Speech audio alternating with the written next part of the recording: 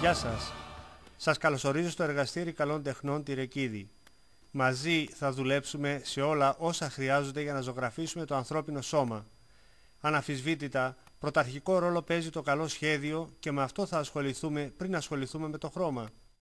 Το ανθρώπινο σώμα είναι μια τέλεια δομημένη μηχανή, ένα θαύμα μηχανικής, μια αρμονική και τελικάτη κατασκευή που τίποτε δεν του λείπει, ούτε ευκαινησία, ούτε η χάρη, ούτε η δύναμη.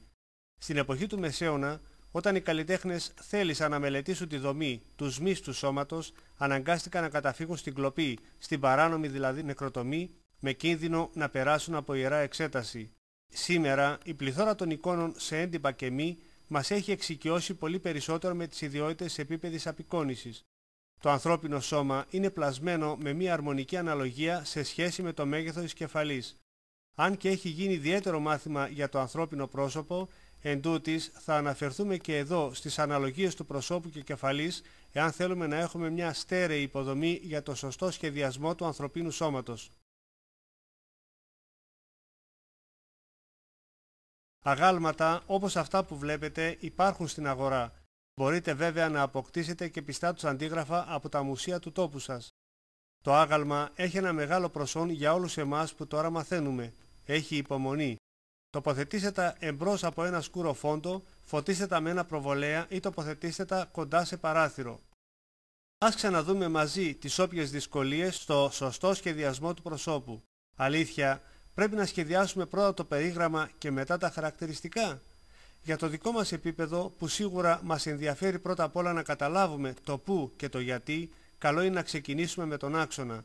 Αφού το πρόσωπο είναι ισομοιρασμένο γύρω από τον άξονα, πολύ πιο εύκολα θα το σχεδιάσουμε με τη βοήθειά του. Παρατηρήστε ότι το πρόσωπο χωρίζεται σε τρία ίσα μέρη, από τη βάση της τριχοφυΐας έως το μεσόφρυδο, από το μεσόφρυδο έως τη βάση της μύτης, το διάφραγμα δηλαδή, και από τη βάση της μύτης έως την κάτω γνάθο.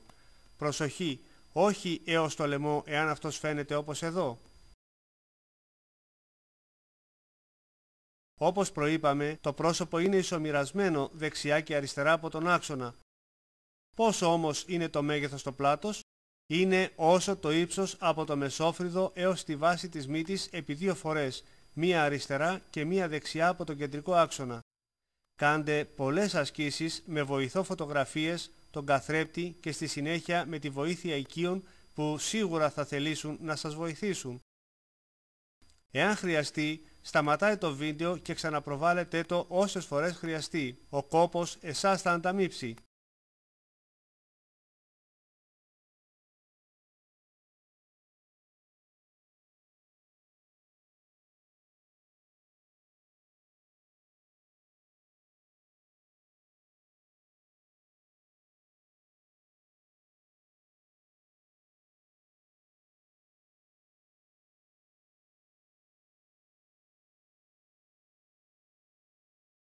Σχεδιάζοντας πρώτα τα χαρακτηριστικά με τη βοήθεια των βοηθητικών γραμμών, θα κατανοήσετε καλύτερα τη θέση τους μέσα στο περίγραμμα του προσώπου. Τότε θα είναι ευκολότερο να σχεδιάσετε και το περίγραμμα του προσώπου. Σχεδιάζοντας το περίγραμμα, παρατηρούμε ότι στα πλαϊνά, στα μάγουλα δηλαδή, έχει μια ελαφριά κλίση προς τα μέσα. Μόλις η γραμμή περάσει την οριζόντια βοηθητική γραμμή των χιλιών, τότε παίρνει μια αποφασιστική κλίση προς το πηγούνι. Σχεδιάσαμε το κρανίο τόσο επάνω από την κορυφή του άξονα, όσο και η απόσταση από το μεσόφρυδο έως τη γραμμή των ματιών. Ο λαιμός στο ανδρικό σώμα είναι φαρδύτερος από ό,τι στο γυναικείο. Κάντε πολλές ασκήσεις με αναλογίες στο ανθρώπινο πρόσωπο και το κεφάλι, αφού όπως στη συνέχεια θα δούμε είναι η βάση για το σωστό σχεδιασμό του υπόλοιπου σώματος. Στο σχεδιασμό σε προφίλ έχουν ισχύ οι ίδιες αναλογίες στον άξονα. Προσέχουμε όταν το πρόσωπο είναι στο ύψος των δικών μας ματιών να σχεδιάζουμε κάθετα σε αυτό τις υπόλοιπες οριζόντιες γραμμές. Το πλάτος στο κεφάλι είναι το λιγότερο όσο το ύψος του προσώπου και το ανώτερο όσο το ύψος όλου του άξονα.